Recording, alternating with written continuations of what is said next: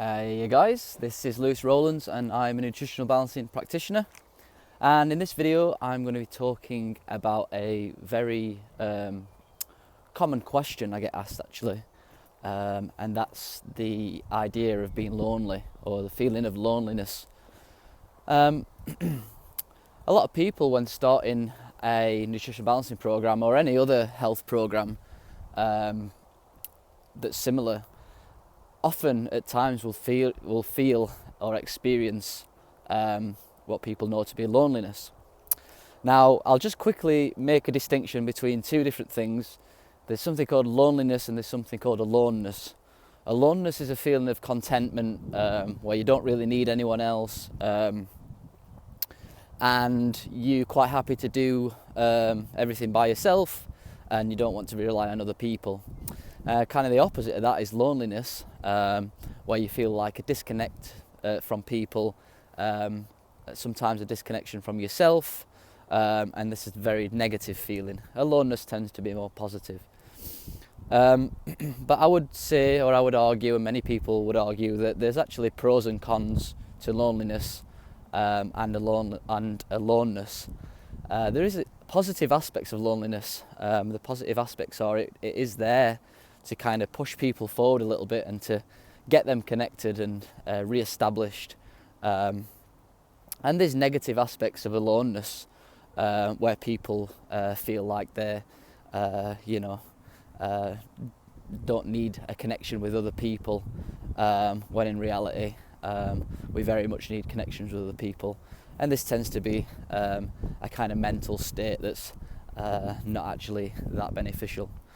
We do need a good balance. So a lot of people feel lonely in the beginning for a variety of different reasons. The main one is that often they've lived a life surrounded by unwholesome things, unwholesome people, unwholesome activities, unwholesome foods, etc, etc, etc. And this has kind of got them into the position that they're in terms of their health. Now, when you start something as, we'll call it radical, especially with people in the beginning, it's definitely not a radical thing for me now, but in the beginning, starting a nutritional balancing program is so much different to the status quo of how people live their life. You know, nobody eats vegetables, nobody does coffee enemas, nobody does sauna therapy, meditation, etc, etc. And when you are in a position where you're starting something so clearly different from what you're normally doing or what your family's doing around you or your friends, etc, etc, they can start to creep up some feelings of loneliness, and this is nothing to be worried about too much. The best way to deal with loneliness is to understand it as much as possible. Now, one positive aspect of this loneliness in the beginning of the program or any other health regime, I'm sure people get the same type of loneliness if they've maybe got a cancer or some heart problems, etc, etc, where they're just disconnected from other people. They don't feel like they fit in. But one good thing about the loneliness in the beginning, and you don't need to feel lonely, but if you do feel lonely, it does give you an opportunity to go inside yourself, to reassess your own ways of thinking, to reassess your own life, and to focus within a little bit. And this is really positive for a lot of people, because a lot of people have never done this before, and they start to realise all the times where they've been unwholesome and they've done negative things that have contributed to their health conditions. So it is kind of a positive thing in the beginning. For me, I was very sick, I'm not going to lie, and I actually quite enjoyed being on my own in the beginning of the program, and I think some people do. I think for me, I was feeling bad for so long that as soon as I came across the nutritional balancing program, I was so happy about finding something that could possibly help me with my problems, that I was quite happy to live by myself, do my own thing, do the program, and actually went to Thailand and kind of did this. But after a few months, And there were definite signs. There were definite times where I did feel lonely, without a doubt.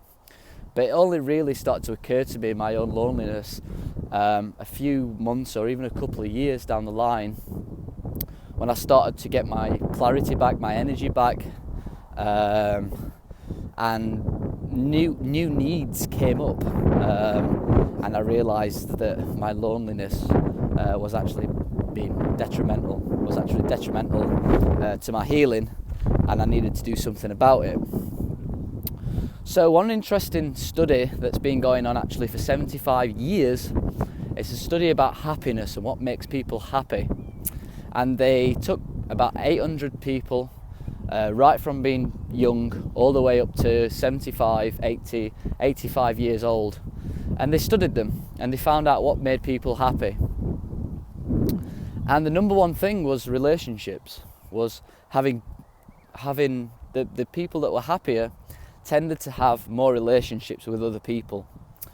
Now, another aspect of this, because I've also experienced this, is I've had relationships with people, friends, family, clubs, etc., but I still felt a little bit lonely. And the other part to this study was, it's not relationships that make people happy or less lonely, should I say, because it was about loneliness, this study as well. It was the quality of the relationships, and this is really, really important, is how much of a bond you have in these relationships. I'll give you an example. I tend to find a lot of people that start a nutritional balancing program are actually incredibly spiritual, creative people. And this is kind of one of the reasons why they get themselves into a situation where they're not feeling good. And these people need to seek out other people that are on the same spiritual wavelength as they are. And when you do that, you'll find that you feel much less lonely. Now, I made an effort to go out to clubs, events, spiritual talks, interesting talks that were a little less mainstream and alternative. I went to dances, I seeked out people on the internet, etc., and I started to come across people that I genuinely connected with. And I always felt this loneliness, that there's something wrong with me, I'm not connecting with people. Why can't I connect with my, some of my friends that I grew up with? Why can't I connect with people at, sports clubs, etc. And I realised that on a soul level, they just wasn't on my wavelength. And I used to meet these new people, and this whole mindset that I was in, I can't form connections, kind of disappeared, because I was meeting people where I just connected on a soul level, and it wasn't an issue for me to have conversations or to bond or to find things that are in common. And then it's a case of keep building them connections, keep going out with them people, forming stronger connections, deeper bonds, etc. So that's really important. Now, another aspect to loneliness and happiness, and I suppose this is the key to long-lasting happiness, is balance. That's the secret. That's the secret to happiness. If you look around at nature, it's well balanced. The trees, the atmosphere, rivers, etc., the fauna. The world works on balance. This is why we're so up on yin and yang, healing and nutritional balancing. Now, in order to be happy, you need a good, strong balance in life. But also, this is another secret, is that you have to do what you want to do. Simple as that. This is actually an aspect of self-love, and something that we all need to kind of grow through on a nutritional balancing program, is learning to love ourselves. And one aspect of self-love is to realize who you are as a person. You need to get real deep down into these core connections with who you are, what you're all about, what you enjoy, what you want to do, what you want out of life, etc., etc. And this is probably the first step really for anyone that's wanting to build their own sense of self and their own self-esteem. Now I'll give you some pointers in things that you need to look out for in balance, because we are complex beings, and we do need certain things to be in balance. Obviously the number one thing is your health. Now this is the issue people get on the Nutritional Balancing Program and other health programs, is that they're so way out of balance. Maybe we call this yin disease. So way out of balance, that often they have to kind of feel this loneliness, because in the beginning they have to heal a lot. I physically couldn't go out and do many of the things that I do now because I just physically wasn't healthy enough. Now I'm much healthier and I can look back on it with more clearer vision. I would probably urge people to maybe do this little trick that I do, but you need to focus it around yourself. And even if you can't get out of the house, there's still internet connections that you can get involved with. Even pen pals where people that don't want to go on the internet, you can write to people, write letters, etc., etc. Go out on walking groups. I always believe that there's a choice, and if you don't feel like you've got a choice, you need to try and get down and do some praying, and I can guarantee you that the choices will come up. But anyway, what I do is I write down a list of things in my life that needs to be in balance in order for me to be happy, in order for me to feel less lonely, in order for me to feel more connected, etc., etc. So I write down finance. What do I want out of my finances?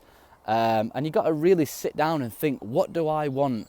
And part of what do I want is letting go, and that's what the nutritional balancing helps people to do, is you're letting go of toxins, letting go of bad thinking habits, letting go of people that aren't serving your best interests, etc., etc. And you'll find that over time that your true inner self will start to come out, and this starts to get much, much easier, I can guarantee it. In the beginning, a little bit more tricky, because you're not really in touch with your inner self, and that comes with a little bit of time and experience and getting rid of the toxic metals, etc. So finance, what do I want out of my finances? And I write down a list of things that I want. I kind of make a mind map, make it colourful. I tend to be a creative person, so the whole idea of these boring lists doesn't really inspire me too much. So I make it nice. I have a book, I draw pictures and colours and sit down and listen to the heart. This is another important tip, is you have to sit down and listen to your heart. What do you want? What does your heart and soul want? This is part of the new millennium of evolution, is we're learning to understand what our heart wants and our soul. Not what other people want, not what you think you should do, but what's inside you. If you follow your head, if you worry about what other people think, if you live their life and not your life, it will just not work. You've really got to get inside, get in touch with your heart, and write the things down. Once I've done that and I've written things down, I kind of prioritise my list for finance, and you feel happy. It connects with your soul. You feel content, but still you've got other things to work on. So the next one would be family. What do I want out of my family relationships? And I write things down, and what would make me happy. I'd love to see my family every week and get together, do different things every week, etc., etc. Maybe I want to form a better connection with my dad, with my mum. What's going to really hit your heart, make you happy? And again, prioritise the list. Friends is another one. I've got activities, rest, which is obviously super important for people, especially in the beginning of the programme. This is the problem that we get. We sort of balance that sometimes you can't do all these things, you can't do all the activities that you want to. So you have got to kind of come the other way a little bit, and you probably will have to rest a lot more than probably what I need to at the moment. Self-love, that's another one. How do you want to look at yourself in the mirror? What do you like to wear? How do you want to come across? What's your true authentic self? You know, I love this jacket. I get a lot of people commenting on this jacket on YouTube. You know, 5 years ago, 6 years ago when I got into nutritional balancing, if I would have wore this jacket around the friends that I used to have, and that I still have, they're still my friends, they would laugh at me. They would be joking, and I would feel self-conscious, and you know, I'd be like, oh, I don't want to wear this. Now, because I live my true authentic self, I'm confident with how I come across. Nobody bats an eyelid anymore at the stuff that I wear. It's just like, that's just how Lewis is. They actually probably start getting worried now if I didn't wear stuff like this, or I didn't do certain things, or you know, it's got to a point for me now is if my friends and family see me eat something with a bit of sugar in, they ask me if I'm all right. They think there must be something wrong with Lewis. Whereas before, you know, if they see me eating vegetables, they was thinking there was something wrong with me. So things change. It's quite an interesting process. Work's a very important one. What do you want out of your work? You know, you're going to be doing a lot of work. In terms of the new millennium, it's really important for men and women to see work as being of service, to give something to the world. It's especially important for men who are a little bit more young in nature. It's very important for men to feel like they've succeeded in life, that they've given back to the world. For women, what's a little bit more important for women, because they tend to be a little bit more yin, is happiness. What makes a woman happy? So that's something to think about, the subtle differences between men and women. And spirituality, what do you want out of your spiritual practice? What interests you? Do you want to go to church every week? Would you prefer to go to spiritual church? Would you prefer to look into maybe life after death experiences, if that's what resonates with you more? And again, write down what you want out of your spiritual views, and kind of prioritize them. And you tend to find that I get up in the morning and I'll just whip through these pages and read my priority list, and it really fills me up with joy. And I ensure that every week I try to balance all of them different things out that I want to do in life. And that's a secret to happiness and overcoming loneliness as well. Realise that loneliness is not just about going out and meeting loads of people, not going out and doing loads of things, but it's probably telling you in life that you're not living from your true authentic self, and your life's not in balance too much. I'll just reiterate that I'm obviously in a slightly different position than a lot of people. I've had 6 years of practice, of healing. In the beginning, I understand the difficulties of tiredness and fatigue and burnout, but I would just urge people to probably still do what I've just said, but do it based upon where you're personally at. You might just want to go out and meet a friend once every 2 weeks. You might just want to speak to your parents on the phone or friends on the phone for now. What's going to make you happy now based on your own current circumstances? And that's going to be the trick for moving forward and learning more about happiness, aloneness, and feelings of loneliness. All right, guys, I hope that's helped you a bit. I'm going to try and get out new videos every Monday, which is today, and every Thursday. And also me and Luke are going to be doing a podcast every week, and also we'll try and get some guests on the show that have some that help to expand the ideas that me and Luke talk about on the channel. All right, well, thanks for listening. Thanks for watching it this far. I understand that my videos tend to be a little bit long, but I just feel like I'd rather them be long and me get the information out properly than shorter and not as full. Okie doke, I'll see you soon. Bye.